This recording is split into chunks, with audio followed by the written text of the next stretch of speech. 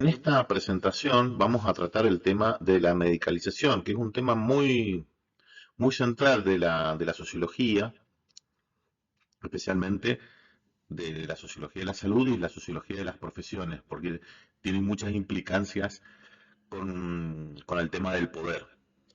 Es por esto que lo hemos dejado para este momento, porque antes hemos hablado de los modelos de entender la salud, la enfermedad y la atención, la visión individual, la visión colectiva, estos distintos enfoques, porque básicamente se trata del caso más evidente de aplicación o de respuestas de tipo individual o de tipo médico o soluciones médicas a problemas que lo exceden, ¿sí? A problemas que no son de raíz biológica o problemas relacionados con las esferas bio y psicosocial de la salud, sino con cuestiones que son producidas por factores sociales.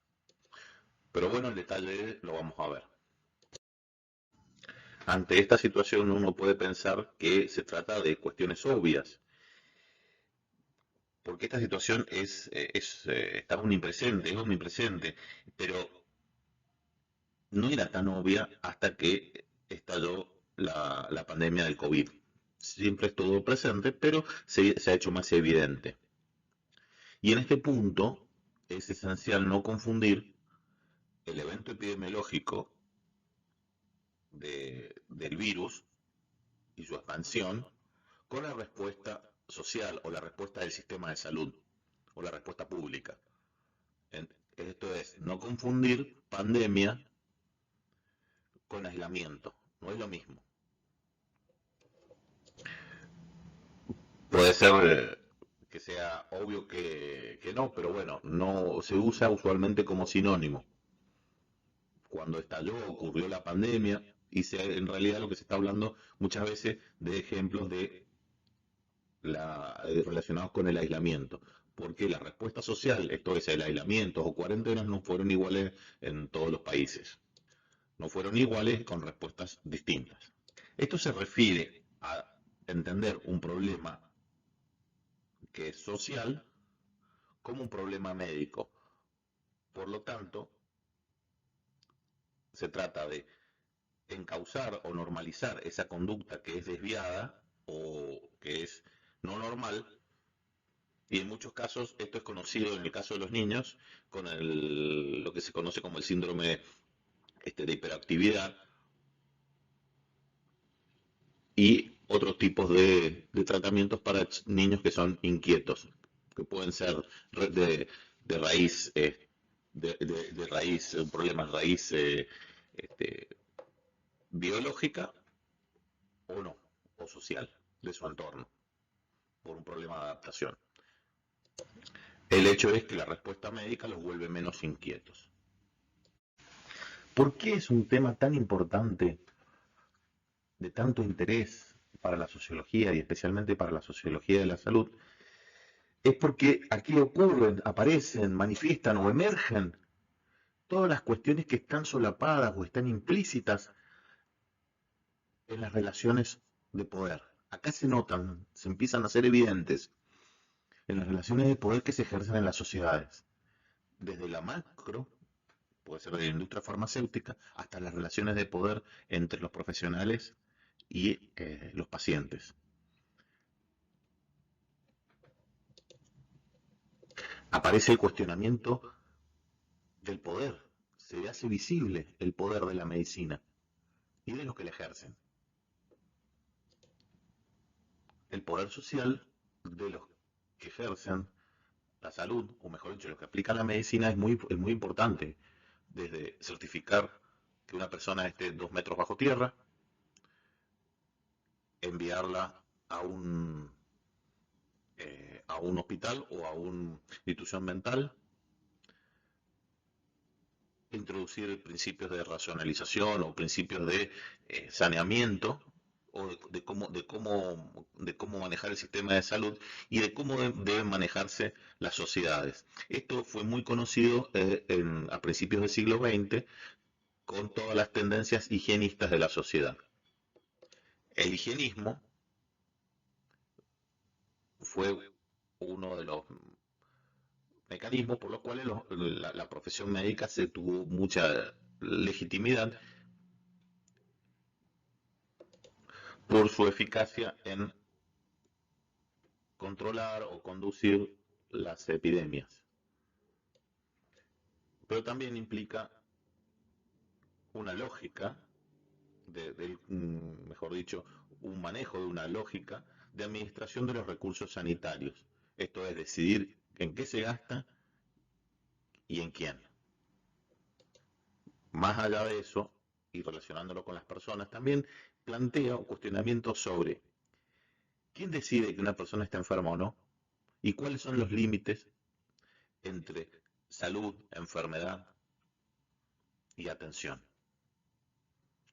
¿Qué es estar sano, qué es estar enfermo?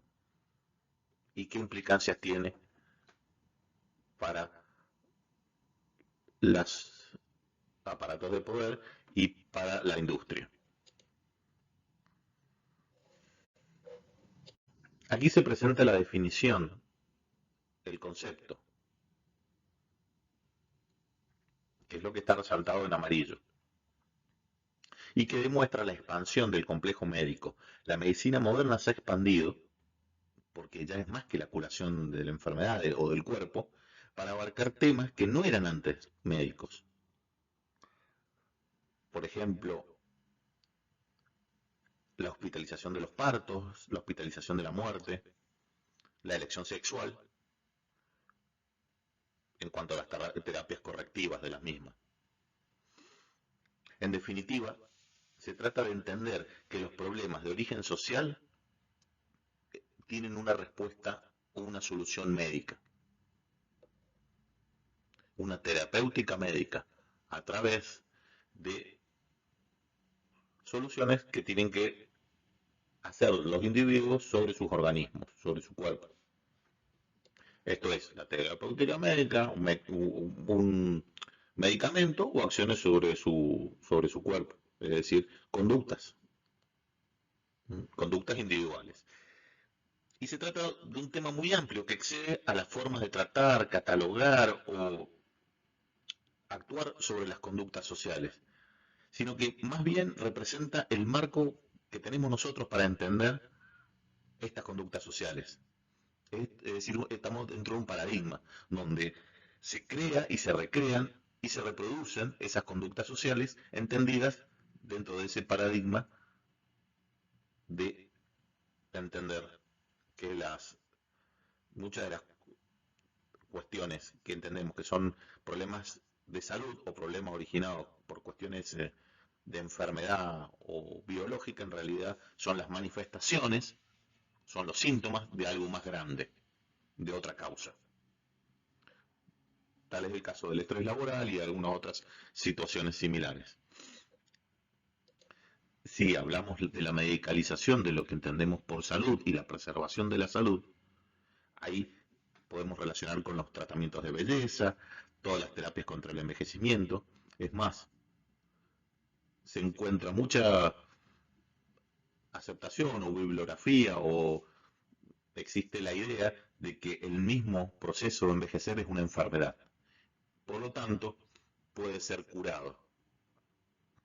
También lo light, todas los alimentos de bajas calorías, como estilo de vida y estilo de consumo, tienen que ver con todo esto. Una reproducción donde también se genera dinero. Entonces, para entender este concepto, que es un concepto tan vago en el sentido de un pulpo, por decir, tiene muchas aristas, muchos tentáculos. Por un lado, como decía hace unas palabras, la medicalización de la salud. Entender el envejecimiento como una enfermedad, lo light, todo ese, todo ese proceso de conductas y de consumos que tienen que ver con la reproducción de un estilo de vida que se entiende como saludable, que se entiende, ¿sí? El otro punto es la hipermedicalización de la enfermedad. ¿Y qué significa la hipermedicalización? Y esto tiene que ver con la aplicación de baterías de test de diagnósticos, eh, de muchos de test de diagnósticos o de análisis, pruebas, que no solamente pueden ser nocivos, pueden no ser no necesarios todos, pero también generan un impacto sobre el costo del sistema de atención de la salud. El otro punto es el encarnizamiento terapéutico, que eso eh, que eso se ve en el caso de las distintas formas de extender la vida.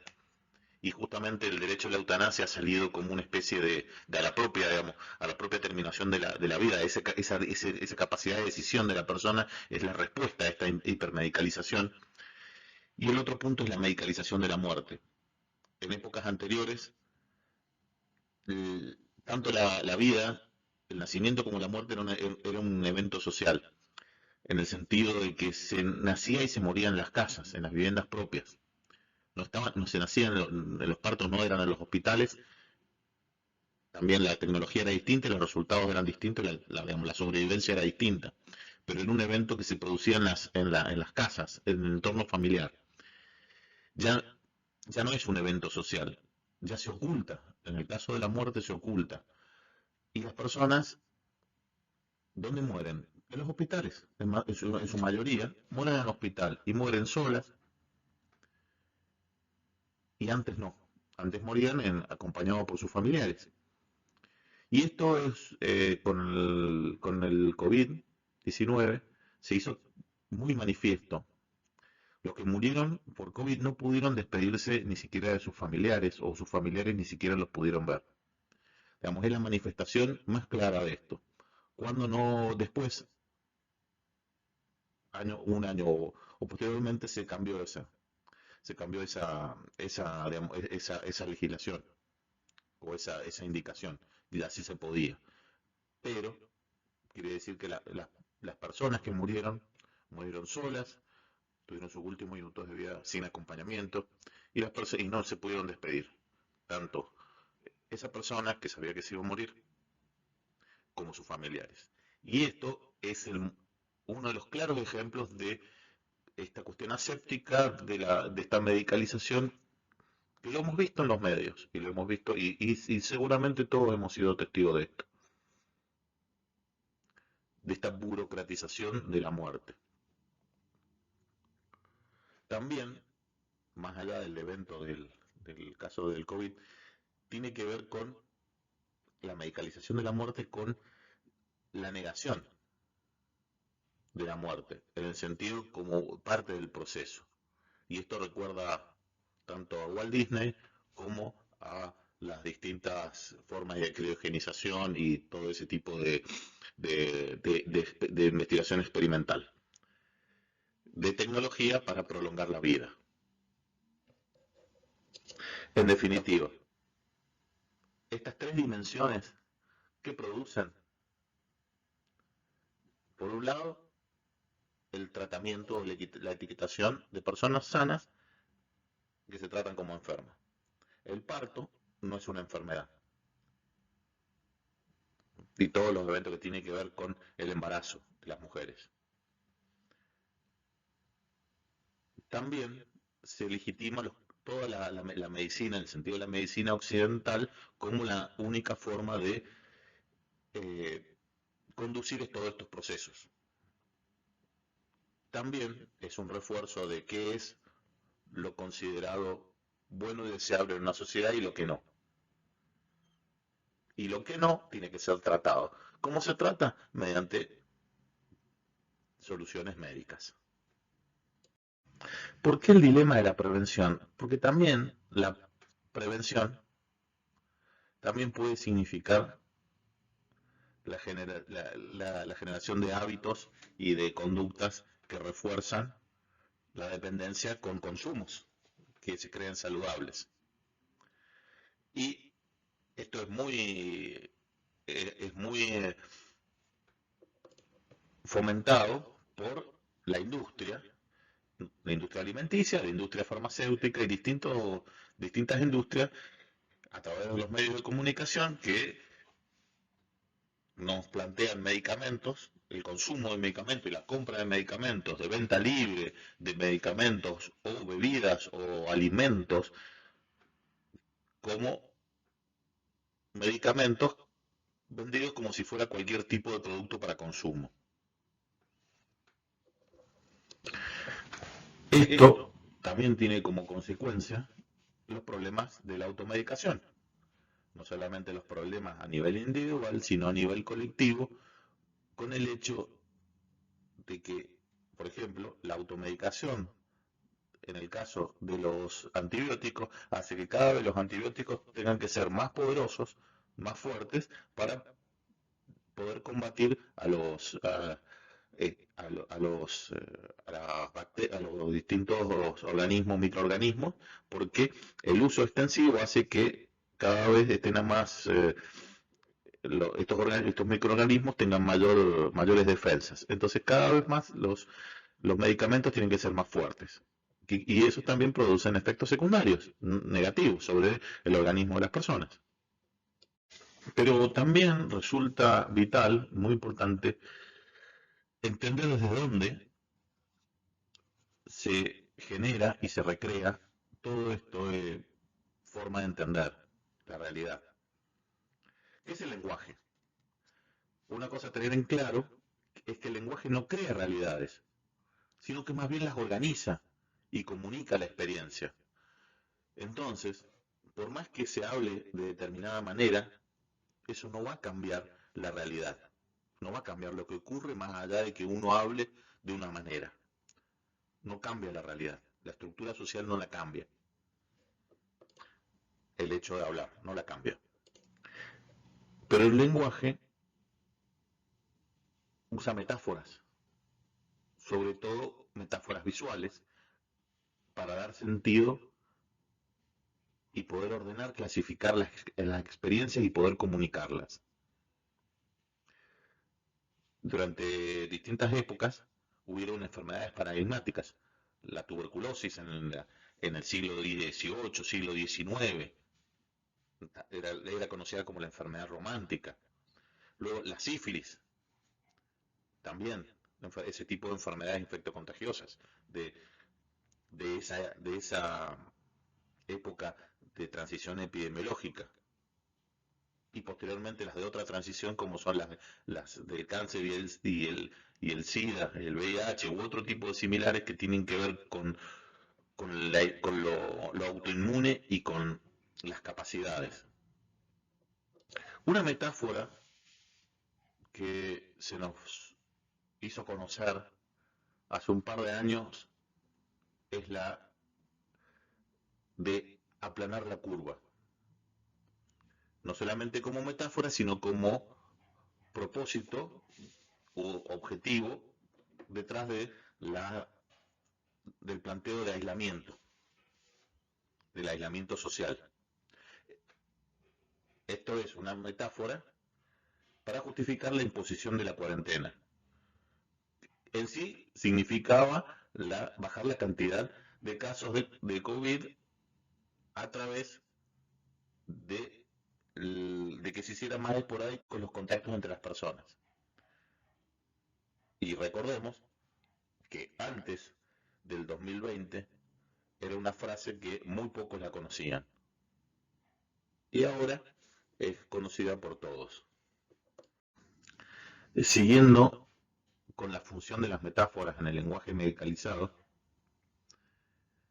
tenemos la relación entre sociedad y organismo vivo. Se nos transmite, se nos hace obvio que la sociedad sería como un organismo vivo. Cotidianamente esta metáfora organicista está por todos lados, la escuchamos en todos lados, desde la idea o de la frase el cuerpo social, la enfermedad social, hay que generar anticuerpos. La semejanza de lo social con un organismo vivo, como metáfora, está por todos lados, en el discurso público.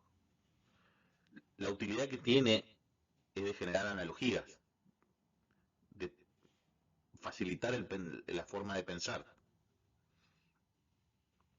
es decir, generar un transporte de una idea a la otra y que las dos son las mismas. Hacer que la experiencia sea más sencilla de comprender.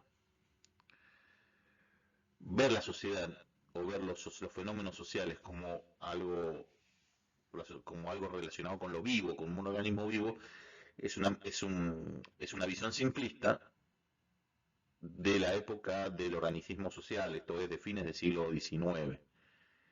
El organicismo social, tanto digamos, en la sociología como en la antropología, fue muy dañino. Entender que las sociedades son organismos vivos, donde hay organismos que las quieren cambiar y enfermar, fue muy dañina. Es el origen, la antropología es el origen de las teorías raciales, de las teorías nazis, las teorías del antisemitismo racial y otras, de la superioridad racial. La superioridad racial en el sentido científico, mejor dicho, pseudocientífico. Entenderlo de esa manera, donde, por un lado, las personas que vienen a un país, o que los inmigrantes que inmigran a un país son elementos que la quieren cambiar, subvertir, enfermar, transformar. Y por eso, bueno, y esta es la base de la fundamentación de la ley de residencia de principios del siglo XX en la Argentina, por la cual se deportaban los anarquistas que generaban disturbios. Entonces, dentro de una visión médica de elementos que alteraban el cuerpo social. La otra es la otra forma de entenderla es la del nazismo, donde los judíos no es que sean otra raza, sino que alteran la raza. Las distintas razas, al no ser una raza, sino un pueblo que en su historia se ha mezclado con distintas razas, no son únicos, no tienen carácter, no son todos rubios, y no son todos vikingos, son distintos, negros, orientales, blancos. Eso representa la antirraza. La antirraza es un virus, es un organismo que viene a desestabilizar las razas, por lo cual la respuesta médica es la erradicación. Y esa fue la respuesta. Entonces, se ve como en el siglo XX, o en el siglo XIX y siglo XX, toda esta imbricación de este lenguaje medicalizado ha producido algunos bastantes efectos sociales. Pero, ¿cómo surge esta idea de criticar o de darse cuenta de este paradigma o de esta situación? Uno de los primeros fue un filósofo húngaro, Iván Illich, que plantea, por mediados de los 70, justamente en la época de la filosofía de Foucault, de la filosofía deconstructivista, que plantea este tipo de crítica donde se empieza a desmontar cosas que eran tan transparentes que uno no se daba cuenta. Plantea que justamente la medicina institucionalizada produce iatrogenia. A veces, en vez de producir un bien, está produciendo un mal. Plantea que el complejo médico industrial está produciendo su propia justificación y su propia justificación de su perpetuación. Y está produciendo una medicalización, una medicalización de la vida, entendiéndolo como una dependencia absoluta de lo médico. Si una dolencia es una enfermedad, eso requiere tratamiento, y el tratamiento requiere una medicación. Entonces se expande la enfermedad y todos estamos enfermos o susceptibles de enfermar. Y la terapéutica occidental es la medicación. Y esto genera una dependencia en el sistema de atención, o mejor dicho, de las personas hacia el sistema de atención. Por un lado, expansión de las soluciones, de los medicamentos, las vacunas, o todo tipo de bien que evite enfermar, pero también se sobrecargan las guardias por afecciones que no son las más graves. las guardias o los distintos lugares del sistema de atención de la salud por patologías que no son graves o no deberían llegar, o que tal vez no deberían llegar a los hospitales, pero sí llegan y no van a los centros de atención primaria. Y todo esto se ha producido por el éxito que ha tenido la medicina moderna, el éxito en, en combatir, en curar la enfermedad, pero también produce paradojas. Mientras más gasta una sociedad, menos se considera que esté sana. Mientras más gasta, mientras más se gasta en salud, las personas no se ven como que estuvieran sanos por este ideal a alcanzar, que nunca se alcanza, y también hace que todos los procesos relacionados con la vida y la muerte sean intervenidos por el sistema de atención de la salud. El éxito de la medicina hace que se le pida a la misma medicina la prolongación de la vida a cualquier costo. ¿Sí? En este caso lo vemos en el caso de las personas que están en situación en coma o en ese tipo digamos, estado vegetativo. Las fases normales del ciclo reproductivo están todas intervenidas por el sistema de atención de la salud. La vejez, la leche materna, o mejor dicho, los distintos productos que la reemplazan, productos que no son en el sentido que no son naturales, es producto de la industria. Por otro lado, la infelicidad y el aislamiento por problemas sociales con, con, con resultados, o mejor dicho, con soluciones que son de tipo individual o médica. En definitiva, la medicina o todo lo que tiene que ver con la atención el cuidado de la salud nos es tan interesante desde la sociología porque están todos los procesos involucrados acá, todos los procesos, mejor dicho, sociales, relacionales de la vida de las personas. Están a nivel micro, uno los puede ver en nuestro, digamos, microscopio, en estos puntos. Desde la vida o la muerte de las personas está intervenido por la salud. En definitiva, se trata de una respuesta rápida, sencilla o no problemática para distintos problemas o distintas situaciones que sí son muy complejas, que exceden que esa solución las excede. Pero esa solución nos permite, digamos, mejor dicho, no esa solución, sino esa supuesta solución momentánea nos permite sobrellevarla. Distintas situaciones, como las relacionadas con el estrés, la reproducción existida o distintas situaciones a lo largo de la vida que tienen un origen que no es relacionado con problemas o afecciones en los aparatos psíquicos o aparatos biológicos de la persona, en esas dimensiones, sino con otras, procesos naturales, fenómenos sociales, etiquetados y tratados como si fueran de tipo médico. Quiere decir que se les asigna ese tipo de solución momentánea para, para que el síntoma desaparezca. Pero la situación subyacente sigue estando. Desaparece el síntoma, pero las causas siguen estando presentes. Entonces, cuando se hace foco en situaciones derivadas del estrés, es decir, en problemas físicos o